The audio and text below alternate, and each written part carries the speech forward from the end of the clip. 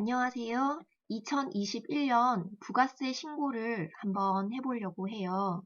제가 여러 가지 영상들을 보면서 부가세 신고를 어떻게 하는지 공부를 했고, 그리고 지금 거의 95% 정도는 마무리를 해놨어요. 그런데 내년에 제가 다시 부가세 신고를 할 때 기억이 가물가물할까봐 미리 기록을 한번 남겨놓고 싶어서 이렇게 영상을 찍고요. 그리고 제 영상으로 저와 같은 간이 과세자 여러분들은 도움을 또 받으실 수 있을 것 같다는 생각에 영상을 한번 찍어보도록 하겠습니다.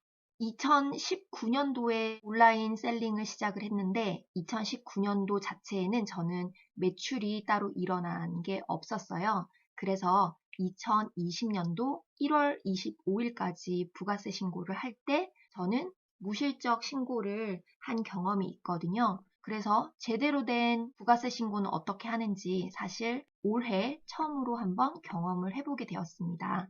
지금부터 설명을 한번 드리도록 할게요. 미리 말씀드리지만 이건 제가 여러 영상들을 보면서 스스로 그냥 이해한 대로 부가세 신고를 했기 때문에 제가 아는 선에서만 말씀을 드릴 수 있고요. 그리고 제가 아직 이런 부분을 잘 몰라서 혹시 중간에 뭔가 잘못된 정보를 전달 드릴 수도 있을 것 같다라는 불안감이 들거든요. 혹시 그런 게 발견이 된다면 댓글에 의견들을 좀 남겨주시면 다른 분들이 그리고 제가 큰 도움이 될 것 같아요. 국세청 홈페이지 홈택스에 들어왔고요. 저는 이미 로그인을 한 상태입니다. 여기 아래쪽에 보시면 부가세 신고라고 하는 게 있어요. 클릭해 볼게요. 저는 일반 과세자가 아니고 간이 과세자이기 때문에 여기서 정기 신고 확정 예정이라는 이 버튼을 눌렀어요. 아무것도 없는 기록이 되지 않은 그런 페이지가 나오는데 여기서 작성을 하시면 되기도 하고요. 저는 이미 거의 95% 정도 진행을 해놨기 때문에 제가 입력한 걸 신고서를 불러오기를 해서 한번 보여드리도록 할게요. 신고서를 불러오기 하면 제가 이미 입력했던 저의 회사 상호와 신고서 작성 중이라고 하는 게 있는데 클릭하고 열기를 해볼게요. 그러면 제가 입력했던 게 정보들이 다 불러와졌고 사업자에 대한 정보, 2020년도 세금을 신고하는 거라서 이렇게 2020년 1월부터 12월까지 이렇게 비활성화된 칸이 있고 밑에 저희 사업자 등록번호를 집어넣고 신고 구분은 2020년 1기 이것도 제가 어떻게 조절을 할 수는 없는 거였어요. 자동으로 되어 있었고 개업일자도 비활성화되어 있고 사업자 세부사항을 보면 저의 회사 상호, 대표자 이름, 주민번호, 사업장 전화번호, 사업자 전화번호, 휴대번호, 전자 우편 주소, 주소, 업종 코드, 업종 코드도 제가 따로 입력한 건 아니고 그냥 도소매라고 하는 걸로 자동으로 입력이 됐었던 것 같아요. 그리고 저는 세무 대리인을 쓰지 않아서 여기는 입력하지 않고 저장 후 다음 이동으로 해볼게요. 자, 기본 정보 업종 선택 입력이라고 되어 있는데 저 같은 경우에는 소매업으로 지금 체크를 했고요. 하나만 체크를 했어요. 사실은 제 사업자 등록증에 보면 해외 구매 대행이라고 하는 서비스업도 소매업이랑 같이 등록이 되어 있기는 한데 해외 구매 대행이 제가 처음 온라인 셀링 할 때 호주에서 구매 대행했던 거 딱 한 건이 있었고요. 사실 그 금액이 크지 않아서 저는 그냥 그 부분에 대해서는 부가세를 따로 챙기지 않겠다라고 결심을 하고 그냥 소매업 하나만 체크를 했던 상황입니다. 그런데 만약에 이렇게 소매업이나 아니면 기타 다른 서비스들이 들어가면 저장 후 다음 이동으로 넘어가 봤더니 너무 뭔가를 써야 되는 게 복잡하더라고요. 그래서 사실 그 내용을 잘 알지도 못하고 해외 구매 대행, 즉 서비스업으로 했던 게 그렇게 금액이 크지도 않고 건수가 많지도 않아서 저는 그냥 그거 무시하고 소매업 하나로만 가는 걸로 결정을 했습니다. 부가가치세가 면제되는 매출 금액이 있습니까? 할 때 저는 모두 다 과세 상품이었기 때문에 면세되는 건 없어서 아니요 체크, 그리고 영세율 매출 있습니까? 라고 하는 거 사실 이거 잘 모르겠어요. 그래서 그냥 아니요 라고 하는 걸로 일반적인 걸로 체크를 하고 넘어갔습니다. 근데 여기서 잠깐만 하나 볼게요. 아까 제가 말씀드린 것처럼 저 2019년도에 아무런 실적이 없었을 때는 제가 2020년 1월 달에 부가가치세 신고를 할 때 여기 무실적 신고를 눌러서 그냥 간단하게 제출하고 끝냈던 그런 기억이 있거든요. 여기를 체크를 하시면 실적이 없으신 분들은 일단은 무조건 신고는 해야 되니까 무시하시지 마시고 무실적 신고 버튼 눌러서 진행을 하시면 될 것 같아요. 저는 저장 후 다음 이동으로 가겠습니다.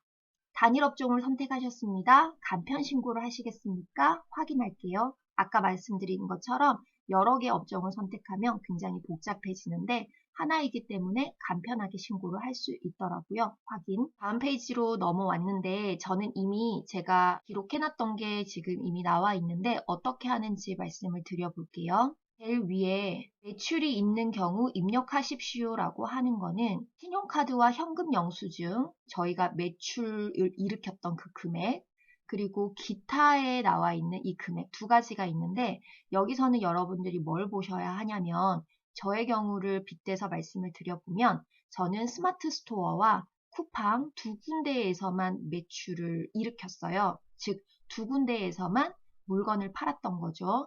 그래서 스마트 스토어와 쿠팡에 들어가서 부가세 신고를 위한 내역 매출을 다운을 받았어요. 보여드릴게요. 네이버 스마트 스토어의 판매자 페이지에 들어오시면 이렇게 왼쪽에 정산 관리 클릭을 한번 해보세요. 부가세 신고 내역 클릭, 조회하기에서 2020년 1월부터 그리고 2020년 12월까지를 검색을 합니다. 그러면 이렇게 조회 결과가 나오게 되는데 여기서 월별 내역 다운이라고 하는 걸 클릭을 하면 이런 식으로 엑셀 파일을 다운을 받을 수가 있어요. 그래서 부가세 신고 기간인 2020년 1월부터 12월까지 해서 과세 매출금, 면세 매출 금액, 신용카드 매출 전표, 현금 영수증, 소득공제 지출 증빙 기타 이렇게 되어 있는데 이걸 간단하게 설명을 드리면 저희는 간이과세자이기 때문에 이게 모두 다 과세 상품을 팔아서 과세 매출 금액으로 잡혀야 하는데도 불구하고 간이과세자들은 이게 면세 쪽으로 잡힌다라고 하더라고요. 이거는 그냥 여러분들이 생각하시기에 면세 매출의 금액이 잡혀 있어도 이거는 과세 매출이겠거니라고 생각을 하시면 되고요. 진짜 면세 매출이라고 하면 여러분들께서 임의로 과세 매출과 면세 매출을 구분을 하셔야 한다라고 네이버 스마트 스토어의 교육 동영상에서 그렇게 설명을 해주더라고요. 그리고 과세 매출 금액의 제일 윗줄에 있는 이 두 개의 금액을 합한 게 오른쪽에 신용카드 매출 전표부터 기타까지 이렇게 모두 다 합한 금액이랑 동일해요. 다시 설명드리면 제일 윗줄에 합계라고 하는 부분에서 과세 매출 금액, 면세 매출 금액 이 두 개의 합이 오른쪽에 이 네 칸의 금액과 동일하게 되는 거거든요. 이렇게 스마트 스토어에 부가세 신고 엑셀 파일은 다운을 받았고요. 그 다음에 쿠팡에서도 마찬가지로 다운을 받아야 해요. 쿠팡 윙 판매자 관리센터로 들어왔고 위쪽에 보시면 정산관리라고 하는 게 있는데 여기에 부가세 신고 내역을 클릭할게요. 부가세 신고 내역에서 월별 조회를 하는데 저는 2020년 1월에서 2020년 12월까지를 맞춰서 검색을 했어요. 검색을 하면 다음과 같이 이렇게 표가 나오고요. 상세 다운로드를 다 하나하나 다운을 받으면 좋겠지만 이거 굳이 다 다운 안 받아도 되는 것 같더라고요. 그래서 저는 어떻게 했냐면 요거를 이렇게 처음부터 제 커서는 이쪽에 있어요. 여기서 이렇게 드래그를 해서 여기 끝까지 해서 컨트롤 C라고 하는 복사하기를 눌러서 엑셀 파일에다가 바로 갖다 붙이기를 했거든요. 그랬더니 이런 모양이 되었어요. 이렇게 엑셀 파일에다가 갖다 붙이기를 했고 여기서도 마찬가지로 매출 인식월 1월부터 12월까지 있고 신용카드와 체크카드의 매출, 현금 영수증의 매출, 기타 매출, 합계 이런 식으로 나와 있어요.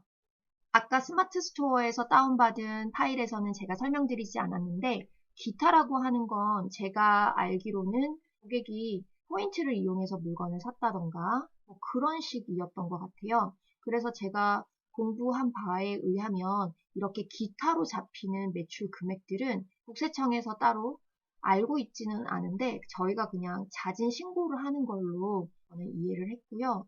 기타 매출은 관행으로 누락을 시켜서 매출 금액이 안 잡히게 한다라고 하는 걸로 많이 한다라고 하더라고요. 그런데 원래는 해야 되는 거다. 뭐 이렇게 설명하는 영상이 있는데 저 같은 경우에는 기타 금액도 입력을 솔직하게 해봤어요. 좀 이따 다시 보여드릴게요. 아까 보여드린 스마트 스토어에서 다운받은 부가세 신고 파일인데 여기에서도 신용카드 매출 전표 그리고 현금 영수증이 있는데 이 옆에 기타라고 하는 게 있고 여기에도 매출 금액들이 잡히더라고요. 아까 말씀드린 그 내용들이라서 이거는 홈택스에서 신고할 때 어떻게 적용하는지 설명드리도록 하겠습니다. 다시 홈택스로 돌아와서 한번 보면 매출이 있는 경우 이 금액을 입력하라라고 되어 있는데 신용카드와 현금 영수증의 매출 금액을 여기다가 집어넣을 거예요. 그래서 저는 스마트 스토어랑 쿠팡에서 신용카드와 현금 영수증으로 매출이 일어났던 것들을 합산을 했고요. 그리고 기타에서는 마찬가지로 스마트 스토어랑 쿠팡에서 기타 매출로 잡혀 있었던 것들을 합산을 해서 이렇게 집어넣었어요. 이렇게 합산하는 거는 제가 조금 번거롭더라도 계산을 따로 해야 하더라고요.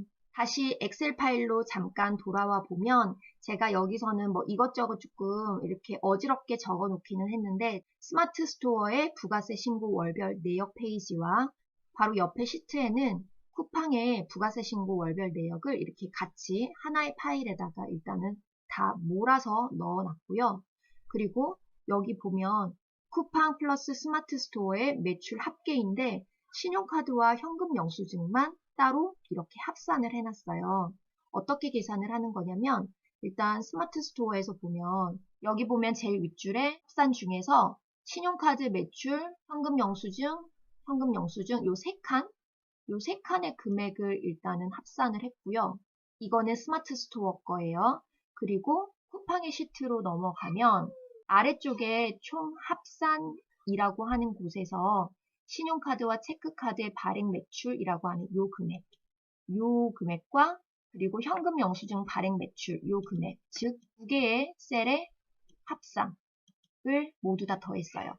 다시 정리하면 쿠팡의 신용카드, 체크카드 발행 매출 더하기 쿠팡의 현금 영수증 발행 매출 그리고 스마트 스토어의 엑셀 파일로 넘어가서 신용카드 매출 전표, 현금 영수증, 또 옆에 또 다른 칸에 현금 영수증 이렇게 5칸을 저는 합산을 해서 이렇게 합계를 도출을 해냈습니다. 여러분들은 쿠팡과 스마트 스토어가 아니라 여러 군데에서 매출이 일어나면 이렇게 계산해야 될 게 많아지겠죠. 이렇게 합산을 한 걸 홈택스로 들어가서 입력을 한 거예요. 홈택스에 들어가서 신용카드, 현금 영수증의 매출 금액, 발행 금액을 여기다가 집어넣었어요. 또 옆에 보면 기타라고 하는 것도 집어넣으라고 되어 있잖아요. 그래서 이 금액은 또 어떻게 했냐면 다시 엑셀로 돌아가서 아래쪽에 제가 여기 적어놓은 것 중에 쿠팡이랑 스마트 스토어의 매출 합계인데 이번에는 기타만 합쳐보겠다라고 일단은 해놨고 이거는 스마트 스토어의 부가세 엑셀 파일에서 요 기타 이건 하나만 하는 거예요. 요 기타와 쿠팡에서는 이 기타에서 아래쪽에 총 합계 요 금액을 더했어요. 이렇게 합산을 구해놨어요.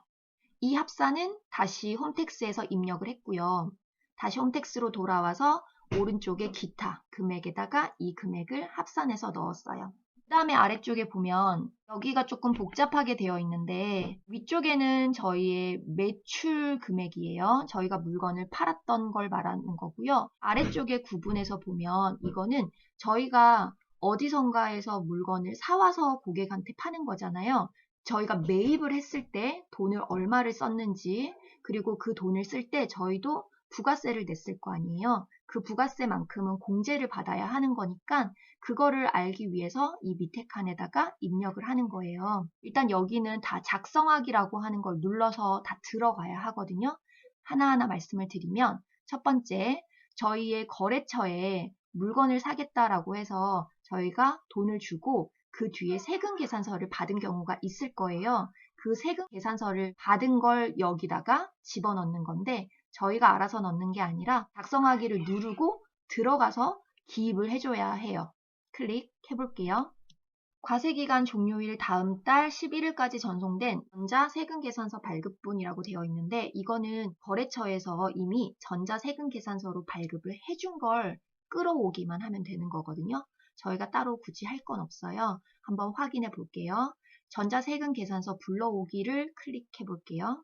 저 같은 경우에는 이미 불러오기를 했기 때문에 이렇게 활성이 다시 안 되는 것 같은데 여러분들은 여기서 불러오기를 하면 자동으로 몇 건이 됐고 공급 가액이랑 세금이랑 어떻게 부과가 됐다라고 하는 게 불러오기가 될 거예요. 그렇게 그냥 쉽게 하실 수 있고요. 밑으로 내려보면 종이세금 계산서를 발급받은 게 혹시 있으면 그걸 입력하라라고 하는 칸이거든요. 이거는 어디다가 입력을 하냐면 여기 밑에 종이세금 계산서를 받았으면 여기에다가 입력을 하고 입력 내용을 추가를 하시면 되는 거예요. 저 같은 경우에는 이게 한 건이 있어요. 택배를 보낼 때 CJ 택배 기사님께서 누락을 하는 바람에 그거를 CJ 택배에서 전자세금 계산서 발행해 줄 때 적용이 되지 않아서 제가 그 부분을 다시 한 번 더 기사님께 말씀을 드리니까 기사님의 개인 사업자 번호로 해가지고 종이 세금 계산서를 발행을 해 주시더라고요. 그래서 그걸 잘 보관하고 있다가 이번에 부가세 신고할 때 이렇게 아래쪽에 종이 세금 계산서 입력하는 거에 집어넣게 됐어요. 입력 내용 추가를 딱 하면 위쪽에 자동으로 다 기재가 되는 거고요. 여러분들은 다시 말하면 종이 세금 계산서가 있으시면 아래쪽에다가 입력해서 입력 내용을 추가하면 된다. 이걸 기억하고 계시면 될 것 같아요. 그리고 밑에 내려오면 매입처별 세금계산서 합계가 자동으로 다 합산이 되고요. 이건 전자세금 계산서 플러스 종이세금 계산서가 다 합쳐진 공급가액이랑 세액입니다. 저는 입력 완료하고 나갈게요. 자, 다시 밖으로 나와서 이번에는 저희도 돈을 썼는데 이거를 이제 공제를 받아야 되는 거니까 첫 번째로 세금 계산서로 공제를 얼마나 받을지를 지금 기록하는 걸 완료를 했고요. 두 번째로는 저희도 거래처에서 물건을 살 때 신용카드를 써서 물건을 사는 경우가 있잖아요. 그 부분에 대해서 작성을 해보도록 하겠습니다. 작성하기 누르면 이렇게 신용카드 매출 전표 수령 명세서라고 하는 부분에 들어왔고 제일 밑에 이렇게 합계 부분이 있어요. 이 부분을 먼저 설명을 드려볼게요. 저희가 돈을 쓰고 현금 영수증을 끄는 경우가 있을 거예요. 그걸 조회해서 이렇게 입력을 하는 거고 화물 운전자 복지카드가 있나 봐요. 저는 이건 잘 모르겠어요. 이게 있는 사람들은 또 조회하기 눌러서 여기 금액을 쓰고 세 번째로 사업용 신용카드도 조회하기가 있는데 이거는 신용카드 한두 개 정도를 홈택스에다가 이미 등록을 해 놓으신 분들이 있으실 거예요. 그 신용카드를 말하는 거예요. 그걸 사업용 신용카드라고 저희가 지정을 해놨기 때문에 그 금액이 이제 여기에 입력이 되는 거고요. 네 번째, 그 밖의 신용카드라고 하는 건 뭐냐면 홈택스에 굳이 등록은 해놓지 않고 저희가 개인카드인데 물건을 매입할 때 썼다던가 아니면 회사를 운영하는데 경비로 돈을 썼다던가 이런 경우 다시 말하면 홈택스에 등록하지 않은 다른 신용카드에서도 뭔가 세금 공제를 받을 게 있다라고 하면 그거를 여기다가 입력을 하는 거예요. 자, 현금 영수증부터 다시 한 번 더 말씀을 드릴게요. 조회하기를 눌러볼게요. 이렇게 현금 영수증 매입 내역 누계 조회라고 나오고 사업자 등록번호를 선택합니다. 그리고 조회 연도는 2020년 전체로 갈게요. 조회하기. 저희가 현금 영수증을 끊었던 게 있으면 이렇게 다 조회가 되는 거예요.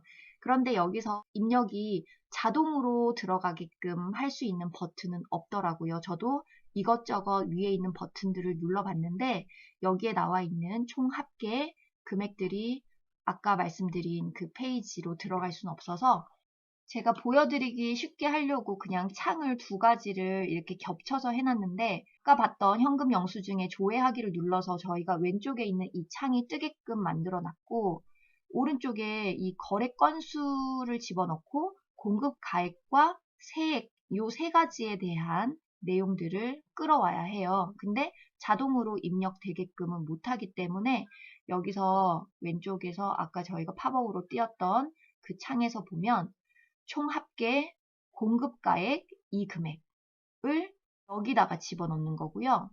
복사해서 가지고 오면 돼요. 이거 해서 컨트롤 C, 컨트롤 V 해서 복사해서 붙여넣기 하면 되고, 또 옆으로 넘기면 부가세 나와 있는 거 컨트롤 C 해서 오른쪽에 아까 그 창에서 컨트롤 V 해서 세액을 집어넣으면 돼요. 그리고 건수는 이 오른쪽에 이렇게 나와 있거든요. 그래서 공급가액 금액 합계, 부가세 합계, 거래 건수 합계 입력하시면 되는 겁니다. 이 창을 닫도록 할게요. 다시 원래로 돌아오면 조회하기 눌러서 저는 이렇게 다 입력을 했어요. 두 번째, 화물운전자 복지카드는 저는 없어서 그냥 지나갈 거고요. 사업용 신용카드도 한번 조회를 해보도록 하겠습니다. 이렇게 팝업이 뜨고요. 마찬가지로 사업자 등록번호 선택, 조회 연도 2020년, 조회하기, 다음과 같은 결과가 똑같이 나와요. 그래서 여기서도 아래쪽에 내려보면 여러분들이 조심하셔야 될 게 있어요. 여기 보면 왼쪽에는 빨간색으로 되어 있고 오른쪽에는 이렇게 까만색으로 되어 있잖아요.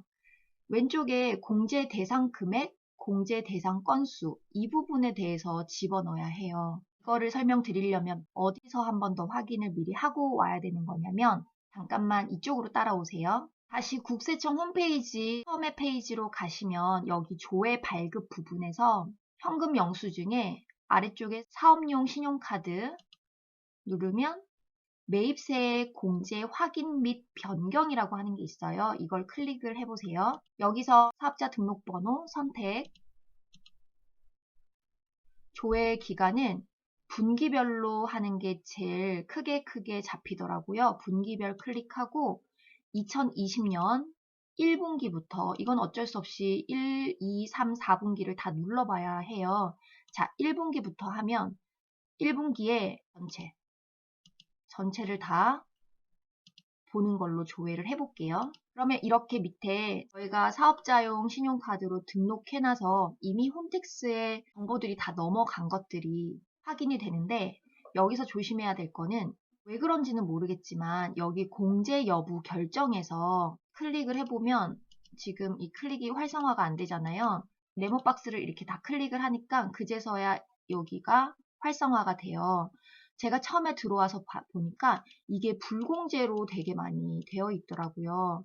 불공제로 되어 있으면 홈택스에 아무리 저희가 신용카드 등록을 해놓고 공제를 받으려고 이렇게 끌어오기를 해도 여기서 이게 불공제로 잡혀 있으면 저희는 이 금액만큼은 세금을 공제를 받을 수가 없게 되는 거예요.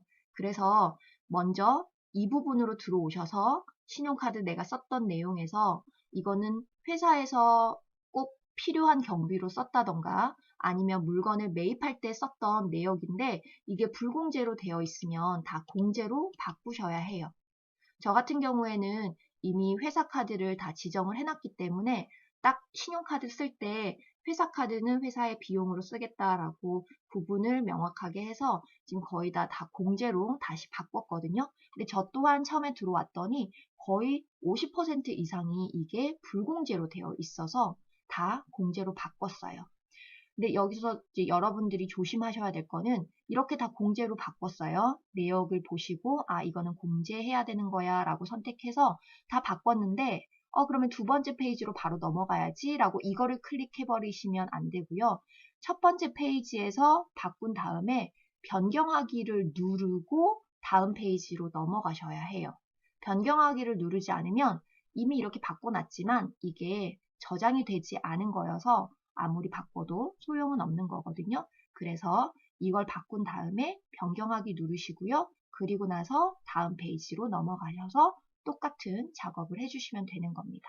이렇게 해서 1분기 됐고 2분기 마찬가지로 전체 두고 조회하기. 그래서 여기서도 클릭을 해놓고 공제, 불공제를 바꾸는데 여기 보시면 제가 이거는 공제로 바꾸고 싶었지만 절대 바뀌지 않는 게 있어요. 이거는 그 업체가 간이과세자인 분들은 아니면 면세과세자인 분들은 저희가 그쪽에서 신용카드를 써도 이게 공제를 받을 수 있는 건 아닌가 봐요. 그래서 이거는 제가 어떻게 바꿀 수가 없어요. 어쩔 수 없이 이거는 불공제로 둘 수밖에 없더라고요. 자, 이렇게 바꾸고 나서 다 변경하기 누르고 다음 페이지 클릭, 또 바꾸고 변경하기 누르고 다음 페이지 클릭, 이렇게 하시면 돼요. 이렇게 바꾼 다음에 저희는 다시 부가세 신고했던 그 페이지로 돌아가도록 하겠습니다. 아까 봤던 공제 대상 금액, 공제 대상 건수, 빨간색 부분이 저희가 조정을 한 거에 근거해서 이렇게 도출이 됐고요. 여기서 제일 밑에 총 합계 금액과 공제 대상 건수 요거를 확인하시면 돼요. 오른쪽에 까만 거는 불공제도 다 포함이 된 금액이어서 오른쪽을 보시면 되는 게 아니라 왼쪽에 빨간 부분을 보셔야 해요. 여러분들께 보여드리기 편하게 하기 위해서 이 팝업 창을 왼쪽에다가 일단 뒀고요. 빨간색만 보이게끔 왼쪽에다가 창을 줄여서 만들어 놨고, 오른쪽에는 사업용 신용카드 조회하기 아까 눌러서 왼쪽에 이 페이지를 봤잖아요. 그리고 이 오른쪽에 거래 건수 집어넣고 공급가액과 세액을 넣어야 되는데, 여기서 여러분들이 하나 번거롭게 계산을 하나 더 해줘야 되는 게 있어요. 왼쪽에 이 팝업 창에서 봤던 건 공제 대상 금액이라고 해서 총 합계를 말하는 거예요. 여기에 총 합계는 밑에 설명에도 나와 있기는 하는데, 이 금액 자체가, 공제 대상 금액의 총 합계 자체가 부가세가 포함이 된 금액이다라고 나와 있거든요. 그래서 저희는 이 금액에서 공급가액과 세액을 분리를 해서 입력을 해주셔야 해요. 어떻게 계산을 하냐면요. 이 공제 대상 금액 총 합계 나누기 1.1이라고 하는 걸 계산을 하면 공급가가 나오게 되거든요. 그리고 세액은 이 총 합계에서 공급가를 빼면 나머지 세액이 도출되게 되는 거예요. 그렇게 계산을 하셔서 번거롭지만 직접 입력을 하셔야 해요. 저는 이 창을 닫을게요. 이렇게 해서 입력했고요. 제일 밑에 그 밖의 신용카드라고 하는 게 있어요. 이건 아까 말씀드린 것처럼 홈택스에 등록하지 않은 신용카드인데 회사와 관련돼서 저희가 금액을 썼다면 여기에 또 입력을 하셔야 해요. 근데 여기에 직접 입력하는 건 아니고 이 내용은 어디서 입력을 하게 되냐면, 자, 여기 페이지에서 위쪽으로 올라가셔야 해요. 이렇게 위에 올리면 여기 가맹점 정보라고 해서 뭔가 집어넣는 게 있거든요. 아래쪽은 제가 이미 집어넣어서 이렇게 칸이 생겼는데 이게 이제 어떻게 들어오는지를 설명을 드려볼게요. 저는 제가 사용하는 홈택스에 등록한 사업자용 신용카드가 아닌 현대카드를 하나 더 사용을 했었는데, 그 이유는 제가 예전에 코스트코에 구매 대행을 하면서 쿠팡에다가 물건을 팔았었잖아요. 그래서 코스트코에서 물건을 매입할 때 쓰는 카드로 현대카드를 썼는데, 그 현대카드는 제가 홈택스에 등록을 해놓지 않아서 번거롭게 이거를 다 입력을 할 수밖에 없더라고요. 그래서 요거를 어떻게 입력했는지 보여드릴 건데, 먼저 신용카드 회사에다가 연락을 하셔가지고 부가세 신고 때문에 그러는데 카드 사용 내역을 달라라고 일단은 요청을 하셔서 그거를 이메일로 받으셔야 해요. 그러면 엑셀 파일로 전달을 해주거든요. 이때 조금 조심해야 될 건 뭐냐면, 제가 부가세 신고 때문에 카드 사용 내역을 받아야 돼요 라고 얘기를 했더니 간단하게 금액만 나와 있는 걸 드릴까요? 아니면 상세한 걸 드릴까요? 라고 물어봤던 것 같아요. 그래서 저는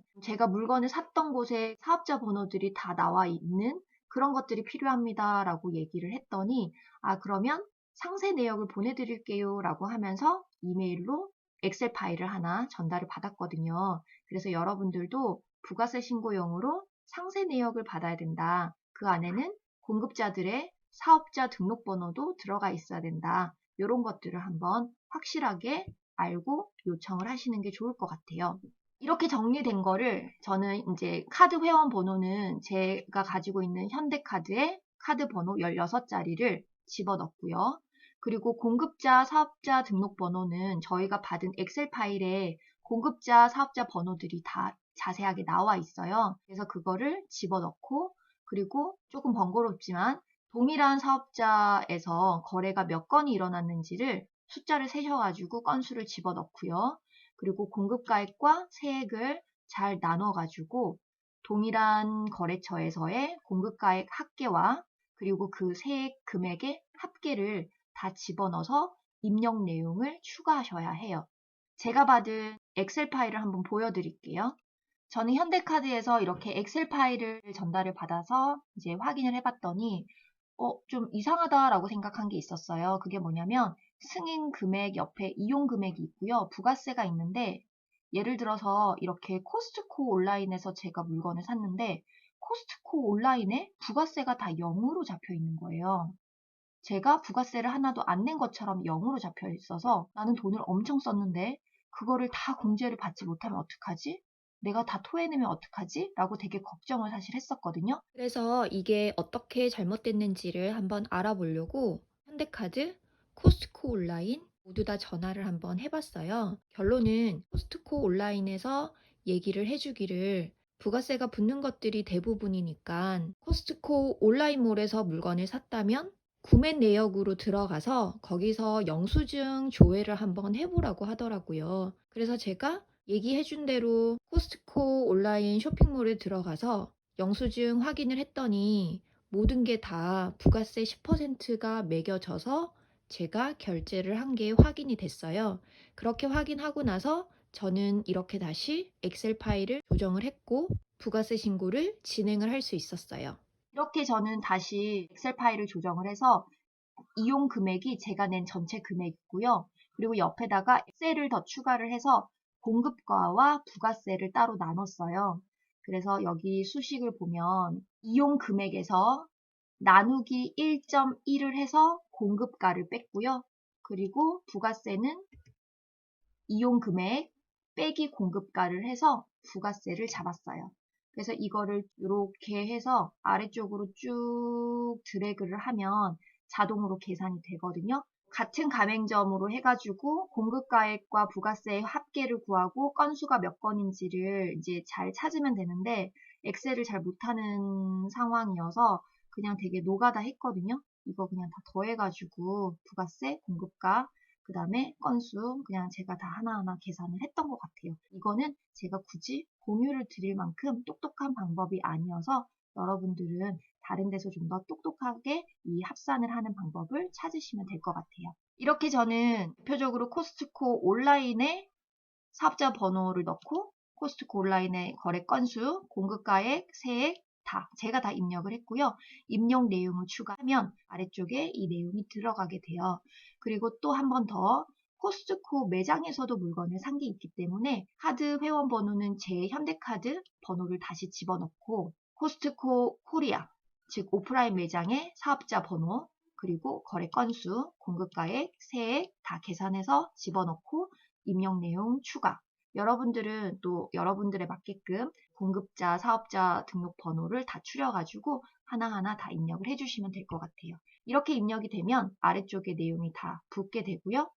그러면 마무리가 되는 거예요. 아래쪽으로 내려볼게요. 그 밖에 신용카드를 썼던 금액과 거래 건수들이 다 자동으로 잡히고요. 위에는 제가 하나하나 입력을 했으니까 됐고 입력 완료를 누르고 나가도록 하겠습니다. 그럼 다시 여기 페이지가 왔고요. 저희는 어디에서 작업을 지금까지 했냐면 두 번째 신용카드 매출 전표 저희가 받은 거 이거를 이제 입력을 했거든요.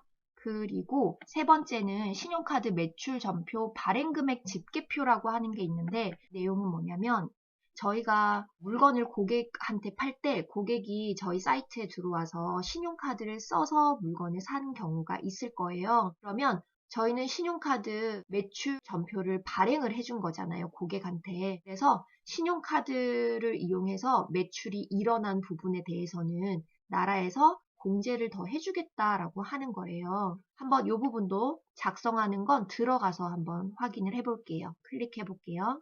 여기서 과세 매출분이랑 봉사료 부분이 하얗게 활성화가 되어 있는데 저는 스마트 스토어랑 쿠팡에서만 물건을 팔았잖아요. 그래서 이 두 군데에서 저의 고객이 신용카드를 써서 물건을 산 경우 그 금액만큼을 여기다가 집어넣고요. 그리고 또 스마트 스토어와 쿠팡에서 저희 고객이 현금 영수증을 발행을 했던 부분에 대해서 얼마를 썼는지 확인은 또 여기다가 집어넣는 거예요. 봉사료는 팁 같은 거 받으면 뭐 그런 걸 집어넣는데 저는 이 부분은 사실 잘 모르겠고 그리고 해당 사항이 없어서 넘어가는 걸로 할게요. 밑에 보면 신용 직불, 김영식 여기 보면 이제 매출 총액을 발행 내역을 조회하는 게 있잖아요. 이거를 클릭을 한번 해보면 2020년 1분기부터 4분기까지를 조회를 할게요. 그런데 아무것도 조회된 내역이 없어요.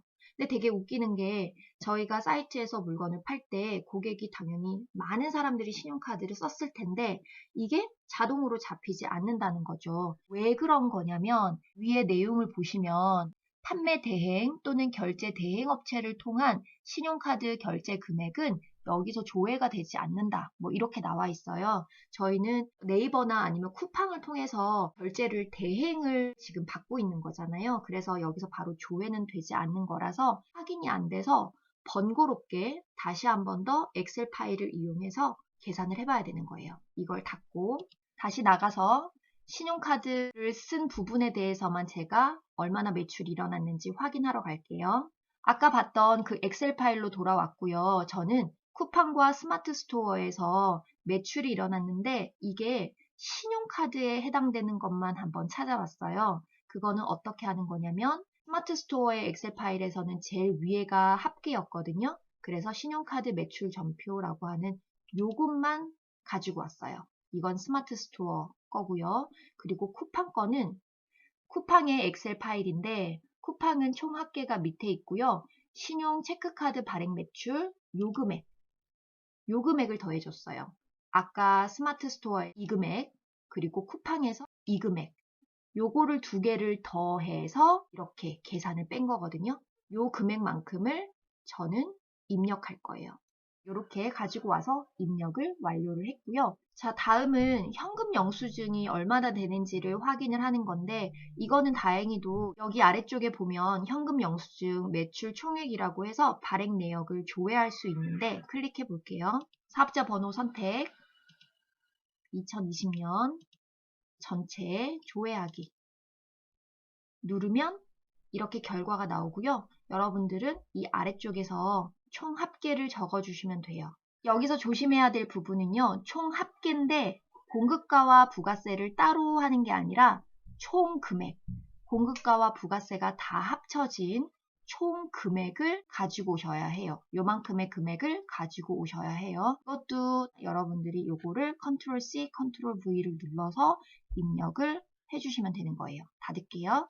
이렇게 해서 가지고 왔는데 여기서 다시 한번 보면 위의 내용 중에 신용카드 매출 전표, 현금 영수증 발행 금액은 부가가치세를 포함한 금액으로 입력해야 합니다. 라고 되어 있죠. 그래서 공급가를 넣는 게 아니라 공급가와 부가가치세를 다 포함한 총 매출 금액을 적어야 한다라는 거 알고 계셔야 할 것 같아요.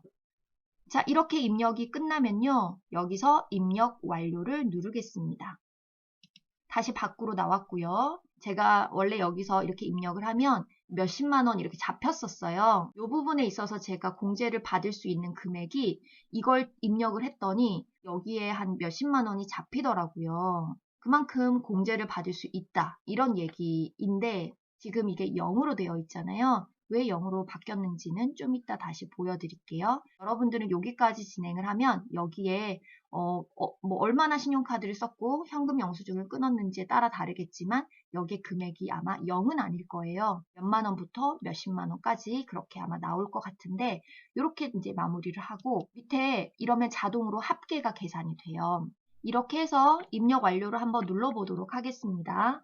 자, 그러면 이런 거가 나와요. 팝업 창으로 귀하의 공제세액이 매출세액을 초과합니다. 공제세액은 매출세액 합계 범위 내에서만 입력할 수 있습니다. 공제세액은 매출세액 합계보다 초과하여 입력할 수 없고 같거나 작아야 합니다. 라고 하면서 매출세액 합계는 제가 물건을 팔면서 고객들로부터 받은 부가가치세 합계가 여기 나왔고요. 그리고 저도 이것저것 물건을 매입하고 경비로도 쓰고 돈을 썼잖아요. 그만큼 저도 부가가치세를 이미 냈었기 때문에 그만큼 세금을 공제를 받아야 되는데 그 공제 세금이 밑에 나와 있어요. 그런데 제가 이미 낸 세금이 더 많게 나와 있는데 이렇게 되면 안 된다라는 거죠. 왜냐면 저는 간이과세자이기 때문에 아무리 밑에 있는 공제세액이 많다 손 치더라도 그 차액만큼 환급을 받을 수는 없는 사람이거든요. 그래서 이렇게 신고가 들어가면 안 된다라고 알려주는 것 같고요. 그리고 이거를 지금 수정하시겠습니까? 라고 해서 그럼 나보고 수정을 하라는 건가? 오해를 할 수 있게끔 써놨는데 저희가 굳이 수정을 알아서 하는 건 아니고요. 이걸 확인만 누르면 홈택스에서 자동으로 수정을 해주게 되는 겁니다. 확인 누를게요. 그러면 매입 세금과 매출 세금이 동일해지는 걸로 수정이 돼서 다음 창으로 이동이 된 거예요. 신고 내용이 잘 들어갔고요. 위에는 저희가 매출을 일으켰던 거에 대해서 정리가 되어 있고 밑에는 이렇게 공제를 받을 수 있는 거에 대해서 정리가 되어 있고요. 또 그 밑에는 가산세를 내야 되는 게 혹시 있으면 뭐 그런 것들이 나오나 봐요. 저는 그 부분에 대해서는 따로 없어서 기재가 되어 있지 않아요. 이렇게 하면 다 정리가 끝났고 여기에 국세를 환급받는 사람이 있으면 여기를 뭔가 쓰겠죠. 근데 저는 해당 사항이 없고요. 신고서 입력 완료를 누르도록 하겠습니다. 신고 내용 요약 조회 및 신고서 제출이라고 하는 게 나와 있고 신고 내용 요약은 이건 제가 건드릴 건 없고 다 비활성화되어 있고요. 밑에 거는 한번 읽어보시면 될 것 같고 제가 최종 납부할 세액은 0원입니다 라고 나와 있어요. 이렇게 아래쪽에서 신고서 제출하기를 누르도록 하겠습니다. 접수증 확인한 후에 스텝 2 신고 내역으로 이동하면 작성한 신고서, 납부서, 제출된 첨부 서류 등을 확인할 수 있습니다. 하단에 인쇄하기 버튼을 통해 접수증 정보를 공개할 수 있습니다. 이렇게 창이 뜨네요. 확인. 이렇게 세금 신고는 끝이 났고요. 부가세 신고서 접수증이 다음과 같이 발행이 됐습니다. 한번 확인해보고 닫을게요. 이렇게 저는 혼자서 부가세 신고하는 걸 한번 경험을 해봤고요. 이게 잘 접수가 됐는지 한 번 더 확인을 해보기 위해서 부가가치세 신고, 간이과세자 정기신고, 여기서 신고서 불러오기를 한번 해서 확인해 볼게요. 그랬더니 신고서 제출 완료라고 작성 상태가 나와 있어서 네, 저는 잘 접수가 된 것 같아요. 올해는 코로나 때문에 부가세 신고를 2월 25일까지 하게끔 한 달을 미뤄줬었잖아요. 그래서 저는 사실 부가세 신고하는 거 막연하기도 하고 어떻게 해야 될지 잘 몰라가지고 계속 미루고 있었는데 이제는 며칠 남지 않아서 무조건 부가세 신고는 마무리 잘 해야 되겠다라고 해서 본격적으로 덤벼들고 또 이것저것 영상을 봐가면서 공부를 했는데 역시 경험을 하기 전에는 너무 어렵고 어떻게 해야 될지 잘 모르겠어서 겁났었는데 이렇게 한번 해보니까 다음에는 굉장히 잘 할 수 있을 것 같다라는 자신감이 생기는 것 같아요. 제 영상이 누군가에게는 또 조금이나마 도움이 됐으면 좋겠고요. 저도 이 영상을 잘 보관해놨다가 내년에 다시 부가세를 신고할 때 혼자서도 척척 잘 알아서 할 수 있도록 한번 활용을 해보도록 하겠습니다. 혹시라도 제가 이 영상을 제작을 하면서 잘못된 정보가 들어가 있으면 그 부분에 대해서는 댓글로 좀 친절하게 설명을 해주시면 저 포함해서 많은 분들이 큰 도움을 얻으실 수 있을 것 같아요. 그리고 약간 잘못된 정보가 있다면 제가 잘 몰라서 실수를 했던 부분일 수도 있으니 다음에 발견이 되면 또 수정을 하도록 하겠습니다. 감사합니다.